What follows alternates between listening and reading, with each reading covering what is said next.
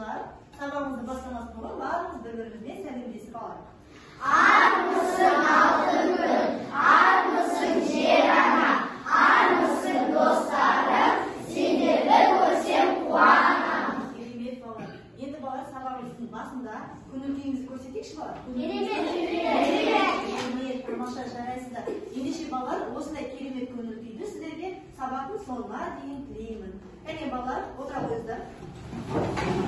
Барлықтарыңыз балалар топпен оқушыдер, яғни бүгін топпен жұмыс жасайтын сәттеріміз болады. Ендеше топ ережесін еске түсірейік.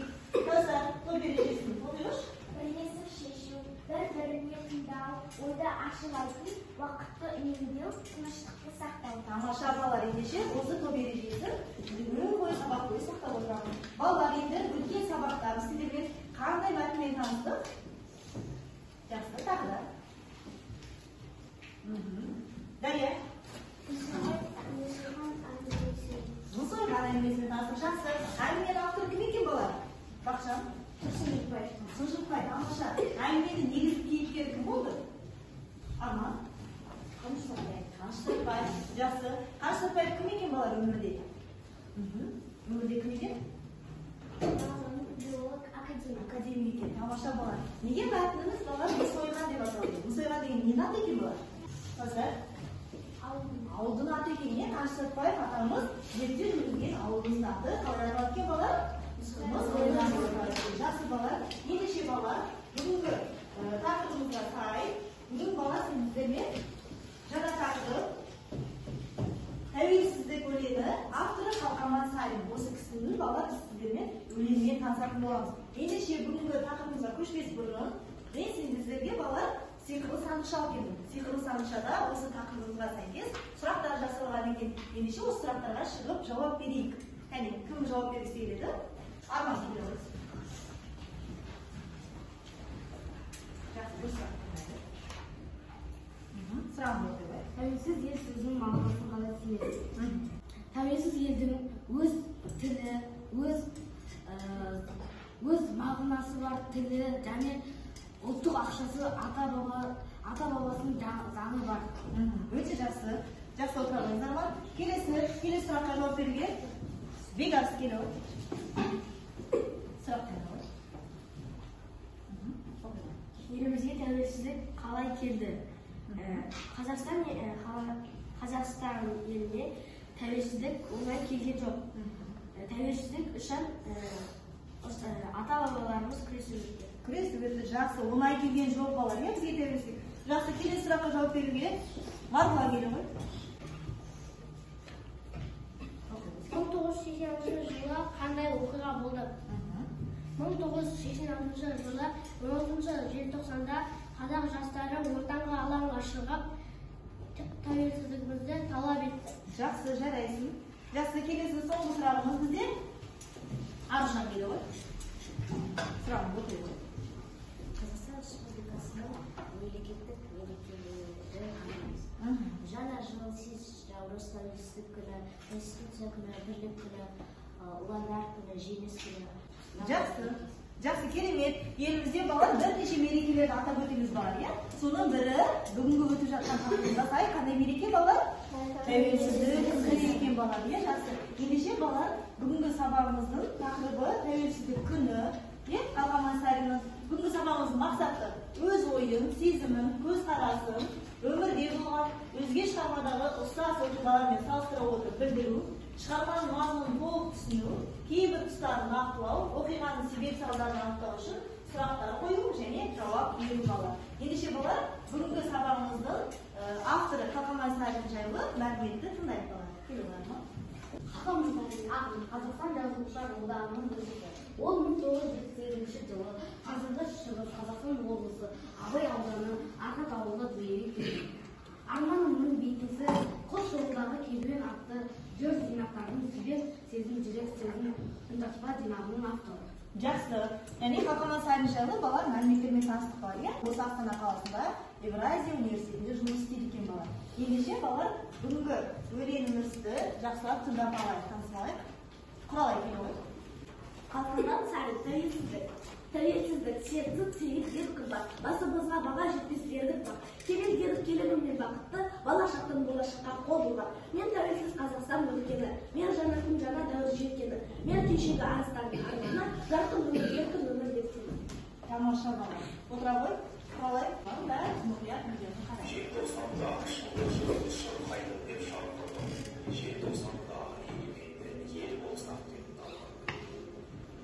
Желтоқсан ортасы кезінде оған қатысқандарды саяси тұрғыдан аштық буға ұшыратты. 99 адам сотталды, 264 студент оқудан шығарылды. Дөңгелене қатысқан жастар сот қоймасындағы изоляторларда отырды, жұмыстан комсомолдан қуылды.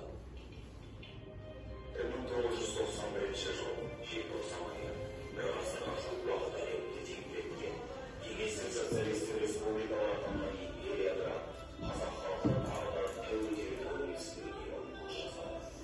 1991 жылы 16 желтоқсанда Қазақстанның жоғарғы кеңесі тәуелсіздік пен мемлекеттің егемендігі туралы заң қабылдады. Керей мен Жәнібек сұлтандар дербестікке ұмтылған сол шақтан бастау алған ұлы көш 500 жылға жуық уақыттан соң өз діттегеніне жетті. Тәуелсіздік тұғырына азат елдің алдаспан байрағы төгілді. Азат қазақ тұңғыш рет тәуелсіз президентін сайлады. Егеменді еліміз мәңгі жасасын. Ендеше балалар, жаңа аталып өтті, алаңға жиналды жастар. Қай жылы жиналды балалар? 1986 жылы балалар. Бұл көтеріліс балалар қай қалада болған екен? Алматы қаласында болған екен. Жаңа видео соңында балалар көріп отырмыз, еліміз тәуелсіздікті қай жылы алды балалар? Тағы, Дария? 16 желтоқсан күні. Жылы қай жылы алды? Қай жылы алды тәуелсіздікті ғана? 91 жыл алды балалар. Ендеше есептейікші балалар. Биыл тәуелсіздігімізге неше жыл болып отыр? 31 жыл болып отыр екен, балалар. Өлеңде балалар автор қасиетті деген сөзбен бастайды. Тәуелсіздік қасиетті деп бастайды. Неге қасиетті деп санайды автор? Аман? Біздің тәуелсіздігіміз өзі өте қасиетті. Себебі бұл тәуелсіздік үшін қаншама жастар тер төгіп, ата-бабаларымыз өз тәуелсіздігін берді. Жақсы, тамаша. Тағы да қосатыныз бар ма балалар? Бар ма? Өйткені шаршаңыздар 1990 жылы өздері өмірлерін қиып, соғысып, еліміз деп қанша тырысқан, сол үшін біздің тәуелсіздігіміз Қасиетті саналады. Өте жақсы балалар. Себебі бізге тәуелсіздік оңай келген жоқ. Қаншама ата-бабамыздың қанымен келген біздің тәуелсіздік. Сол себепті біз оны не істеуіміз керек? Қасиетті деп санап, ары қарай тәуелсіздігімізді не істеуіміз керек? Балалар, сақтап қалуымыз керек. Ендеше балалар, жаңағы өлең бойынша қазір балалар топтық жұмыс жасаймыз. Алдарыңызда әр топтың ортасында сіздерге топтық жұмыстың тапсырмалары берілген, аша алыңыздар.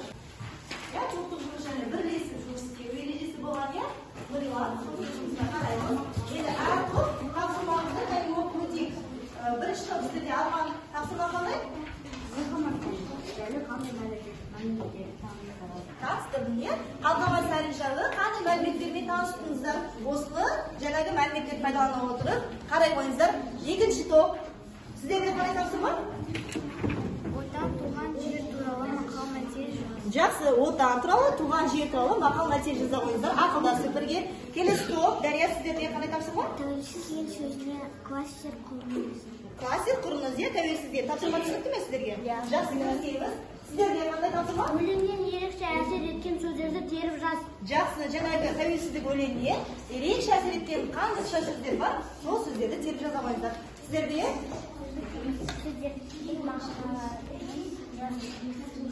Жазыңыздар, балам, сіздерде сөздерді мағыналарын, яғни сөзді жұмыс берілген мағынасын теріп жаза қойыңыздар. Кірісеміз.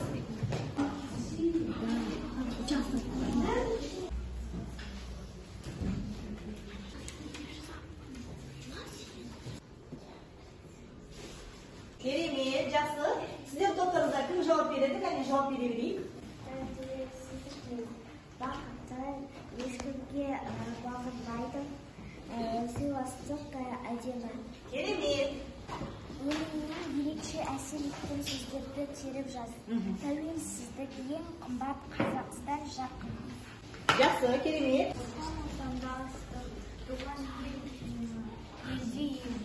Керемет. Қоғамат сайын жайлы қандай мәліметтерге таныстырды?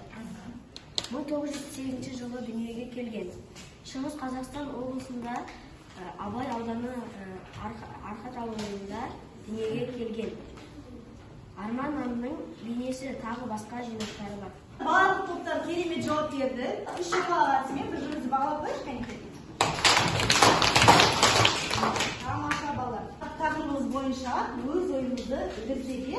Балалар, сіздерге сұрақ. Сабақта қандай әсер алдыңыздар және сабақта өздеріңізге не ұнады? Маған бүгінгі сабақта бізге берілген тапсырмалар ұнады. Жақсы. Маған топтық жұмыс ұнады. Бүгінгі көңіліміз маған өте ұнады, және топтық жұмыс маған ұнады, және тәуелсіз өлеңінің танысты. Маған әсіресе ұнады қалай құралай тәуелсіздік өлеңін айтқаны. Бүгінгі жинаған мәліметтер ұнады. Мысалға біз Қалқаман Сарин ақынына мәліметтер жаздық. Жақсы. Маған бүгінгі сабақ ұнады, қатты ұнады. Сізге көп рахмет. Сабағымыз барымызға ұнады деген ойдамын балалар. Ендеше бүгінгі сабағымызға тақырыбымызға сәйкес қыздарымыздың өлең жолдарын тыңдайық. Тәуелсіздікке арналған өлең жолдары. Айзере. Тәуелсіздік одан оның басқаға бұл үлкен кезде жасқа да тәуелсіздік әлеміміздің еліміз, тәуелсіздік асқақтаған астана. Егер мен қуанам, мақтанам, киімдік жеткен талай жеңіске, тәуелсіздік шеші есіне ақтарам. Балалар, бүгінгі сабаққа барлығымыз өте жақсы қатысты. Тәртібімізде керемет болды. Бүгінгі сабаққа белсене қатысқан оқушылар барлықтарыңыз бағаланасыздар. Үйге тапсырмаға балалар, осы бүгінгі Қалқаман Сарин ағамыздың өткен тәуелсіздік өлеңін жақсылап мәнерлеп оқуға аламыз балалар. Үйге тапсырма түсірсіздер балалар?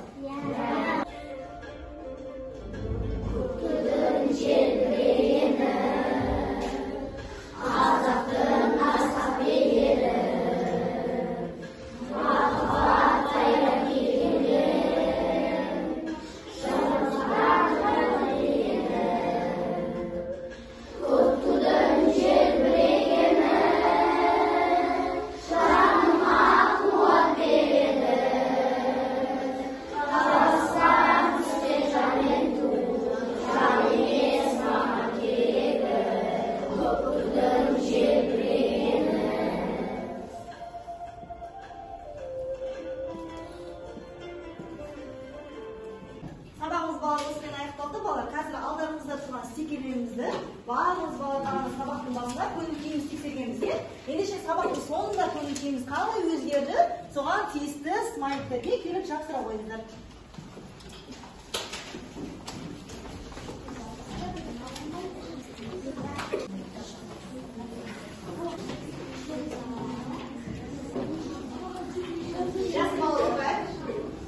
Осымен бүгінгі сабағымыз аяқталды. Бүгін біз сонымен балалар қандай өлеңге тапсырдық балалар? Тәуелсіздік өлеңмен балалар. Сабаққа қатысқандарыңызға көп рахмет. Сау